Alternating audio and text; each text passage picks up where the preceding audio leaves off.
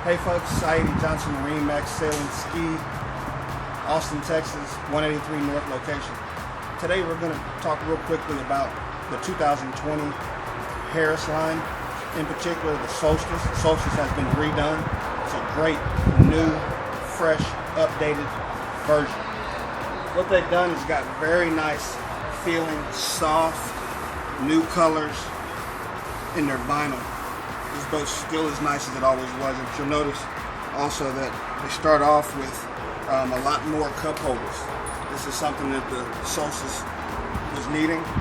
Feedback was needing more cup holders, so they took care of that. Nice job, Harris. And then you'll notice that they got a new dash. So the storage is no longer on the side here. It's in here now instead of down there. You'll notice a nice new dash pod. There's a new feature here with a little glove box that can lock, and you'll be glad to keep a few items in there that you want kept safe. It's got the 9-inch Simrad, and you got all your gauges there, even though you still have your other gauges that we've always had on some of the nicer models. Also, what you'll find in the Simrad, one special feature is the C-Zone.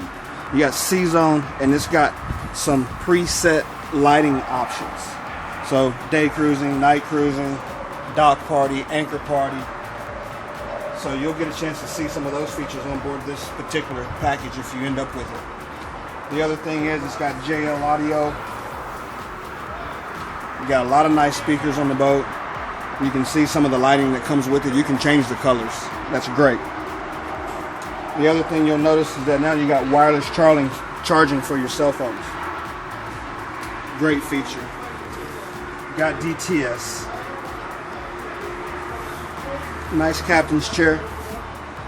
This is the CW. This is the center walk-through dual helm, CWDH. Armrest.